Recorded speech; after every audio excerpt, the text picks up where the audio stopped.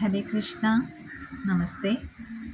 അപ്പോൾ നമ്മൾ നന്ദകുമാര അഷ്ടകത്തിൻ്റെ 4ാമത്തെ ശ്ലോകമാണ് ഇന്ന് ചൊല്ലാൻ പോകുന്നത്. അതിൻ്റെ അർത്ഥവും കൂടെ പറഞ്ഞു തരാം. അപ്പോൾ ശ്രീ വല്ലഭാചാര്യർ രചിച്ച ഭഗവാനെ അത്രമേൽ സ്തുതിച്ചിട്ട് എഴുതിയ നന്ദകുമാര അഷ്ടകം, അതിലെ 3 ശ്ലോകങ്ങൾ നമ്മൾ മുന്നേയുള്ള ദിവസങ്ങളിലൊക്കെ കേട്ട് കഴിഞ്ഞു. അത് 4ാമത്തെ ശ്ലോകമാണ്. നമുക്ക് ശ്ലോകമൊന്ന് നോക്കാം. ശിരമുകുടസുദേശം കുഞ്ചിതകേശം നടവരവേഷം കാമവരം മായാകൃതമനോജം ഹലധരാനോജം പ്രതിഹതദനോജം ഭാരഹരം വല്ലഭവ്രജപാലം ശുഭഗസുജാലം ഹിതമനുകാലം ഭാവവരം ഭജ നന്ദകുമാരം സർവസുഖസാരം തത്വവിചാരം ബ്രഹ്മപരം. ഹരേ കൃഷ്ണ. അപ്പോൾ ഈ ശ്ലോകത്തിൻ്റെ അർത്ഥവും കൂടെ നമുക്കൊന്ന് നോക്കാം. ശിരമുകുട സുദേശം കുഞ്ചിത കേശം, അതായത് ഭഗവാന്റെ ശിരസിനെ അത്രയും മനോഹരമായി അലങ്കരിച്ചിരിക്കുന്നത് കിരീടമാണ്. അപ്പോൾ കിരീടം കൊണ്ട് ശിരസിനെ നന്നായി അലങ്കരിച്ചിട്ടുണ്ട്. പിന്നെയോ കുഞ്ചിത കേശം, ആ കിരീടത്തിൻ്റെ ഇടയിൽ കൂടെ തന്നെ, ആ കിരീടത്തിൻ്റെയും ഇടയിൽ കൂടെ തന്നെ ചെറിയ ചെറിയ ചുരുണ്ട തലമുടി ഇങ്ങനെ നെറ്റിയിലേക്ക് താഴേക്ക് ഇങ്ങനെ ഒഴുകിക്കിടക്കുന്നു. അത്ര മനോഹരമായിട്ടാണ് ഭഗവാൻ നിൽക്കുന്നത്. അപ്പോൾ അങ്ങനെ ഭഗവാനെ വർണ്ണിച്ചിരിക്കുന്നത് കിരീടത്തിന് ഇടയിൽ കൂടെ ഭഗവാന്റെ ചെറിയ ചുരുണ്ട മുടികൾ ഒഴുകിക്കിടക്കുകയാണ് എന്നുള്ളതാണ്. നടവര വേഷം കാമവരം, ഒരു നർത്തകൻ്റെ വേഷം ധരിച്ചിരിക്കുന്ന നന്ദകുമാരനെ കാണാൻ ശരിക്കും പ്രണയദേവനേക്കാൾ, അതായത് കാമദേവനേക്കാൾ മികച്ചതാണ്.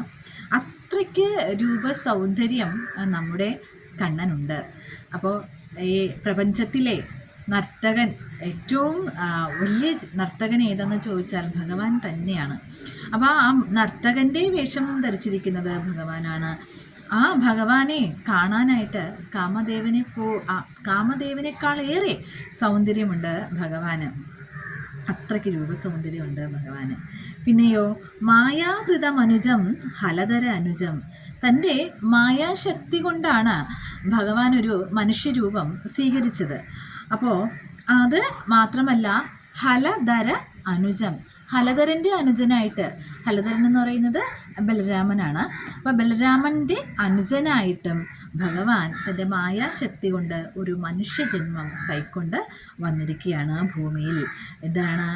പ്രതിഹതധനുജം ഭാരഹരം, ഭൂമിക്ക് ഭാരമായിട്ടുള്ള അധർമ്മികളായ അസുരരെ നീക്കം ചെയ്തിട്ട്, ഭൂമിയിലെ ഭാരം നീക്കം ചെയ്ത് നമ്മുടെ ഭഗവാൻ ഭൂമിയെ, ദേവിയെ കൂടെ സംരക്ഷിക്കുകയായിരുന്നു. ഭൂമിയിലെ ഭാരം, അധർമ്മികളെ കൊണ്ട് അനീതിയും അധർമ്മവും നിറഞ്ഞ് നിന്ന സമയത്താണ് ഭഗവാൻ ഭൂമിദേവിയുടെ അപേക്ഷ കൈക്കൊണ്ട് ഒരു മനുഷ്യജന്മം മായാശക്തി കൊണ്ട്, ഭഗവാന്റെ മായാശക്തി കൊണ്ട് ഒരു മനുഷ്യജന്മം കൈക്കൊള്ളുകയും ഭൂമിയിലെത്തുകയും ഭൂമിയിലെ എല്ലാ അധർമ്മത്തിനെയും മാറ്റി തൻ്റെ അവതാര ഉദ്ദേശം ഭഗവാൻ പൂർണ്ണമായി സാക്ഷാത്കരിക്കുകയുണ്ടായി. അപ്പോൾ അതാണ് ഇവിടെ പറയുന്നത്.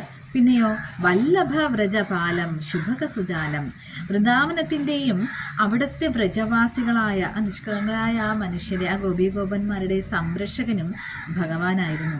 അവിടെയുള്ളവർക്ക് ഭാഗ്യം നൽകുകയും ചെയ്തത് നന്ദകുമാരനാണ്. അപ്പോൾ വ്രജവാസികൾ അത്രയും ഭാഗ്യം ചെയ്തവരാണ്. നന്ദകുമാരൻ്റെ കൂടെ അവർക്ക് ജീവിക്കാൻ കഴിഞ്ഞു എന്നുള്ളതാണ് ഏറ്റവും വലിയ ഭാഗ്യം എന്ന് പറയുന്നത്. അപ്പോൾ ആ വ്രജവാസികളുടെ സംരക്ഷണം ഏറ്റെടുത്തതും ഭഗവാൻ തന്നെയായിരുന്നു. പിന്നെയോ ഹിതമനുകാലം ഭാവവരം, എല്ലാ പേർക്കും ഉപകാരിയാണ് ഭഗവാൻ. തൻ്റെ ഭക്തരോട് പ്രത്യേകിച്ച് ഒരുപാട് ഇഷ്ടമുള്ള ഭക്തവത്സലനാണ് ഭഗവാൻ. തൻ്റെ ഭക്തന് വേണ്ടി ഭഗവാൻ ഏതറ്റം വരെയും പോകും എന്നുള്ളതാണ്. പക്ഷേ ഭക്തൻ ഭഗവാൻ പറയുന്ന അതേ പോലുള്ള ഭക്തന് വേണ്ടിയിട്ടാണ് ഭഗവാൻ ഏതറ്റം വരെയും പോകുന്നത്. എന്നിരുന്നാൽ പോലെയും വെറുതെയെങ്കിലും ഭഗവാനെ കൃഷ്ണ എന്ന് വിളിച്ചാലും ഭഗവാൻ കൂടെ തന്നെ വരും എന്നുള്ളതാണ്. പിന്നെ തൻ്റെ ഭക്തർക്ക് വേണ്ടി എന്തും ചെയ്യും ഭഗവാൻ. അതിന് നമുക്ക് ഒരുപാട് ഉദാഹരണങ്ങൾ നമ്മുടെ മുന്നിൽ ഉണ്ട് അല്ലേ? തൻ്റെ ഭക്തനായ പ്രഹ്ലാദന് വേണ്ടിയിട്ട് ഒരു അവതാരം തന്നെ കൈക്കൊണ്ട് ഭഗവാൻ. അതുപോലെ എത്രയോ ഭക്തന്മാർക്ക്, ക്രൂരമയ്ക്കായിക്കോട്ടെ, പൂന്താനത്തിനായിക്കോട്ടെ, മേൽപ്പത്തൂരിനായിക്കോട്ടെ, കുചേലിനായിക്കോട്ടെ, ഭക്തർക്കെല്ലാവർക്കും ഭഗവാൻ അത്രമേൽ പ്രിയപ്പെട്ടവനാണ്. ഭഗവാനോ അവരെ കഴിഞ്ഞിട്ടേ മറ്റാരും ഉള്ളൂ. അതുമാത്രമോ, എല്ലാവർക്കും ഉപകാരിയായിട്ടുള്ള ആ ഭഗവാന് ഭക്തരെ ഒരുപാട് ഇഷ്ടമാണ്. ഭജ നന്ദകുമാരം സർവസുഖസാരം തത്വവിചാരം ബ്രഹ്മപരം. അങ്ങനെയുള്ള സന്തോഷത്തിൻ്റെ സത്തയായ നന്ദകുമാരനെ, ആ പരബ്രഹ്മത്തിനെ, ആ ദിവ്യ സത്തയെ പ്രതിഫലിപ്പിച്ചുകൊണ്ട് ആരാധിക്കുക എന്നാണ് വല്ലഭാചാര്യർ അദ്ദേഹത്തിൻ്റെ നന്ദകുമാരാഷ്ടകം എന്ന കൃതിയിൽ കൂടെ നമുക്ക് പറഞ്ഞു തരുന്നത്. ഭഗവാന്റെ സൗന്ദര്യത്തിനെ അത്രത്തോളം ഇങ്ങനെ നമുക്ക് പറഞ്ഞു തരികയാണ്. ഓരോരോ രൂപലാവണ്യങ്ങനെ വർണ്ണിക്കുകയാണ് അദ്ദേഹം. അപ്പോൾ അങ്ങനെ ഭഗവാനെ നമ്മളിങ്ങനെ മനസ്സിൽ കാണുക, അങ്ങനെയുള്ള ഭഗവാനെ ആരാധിക്കുക എന്നാണ് അദ്ദേഹം പറയുക. ഹരേ കൃഷ്ണ.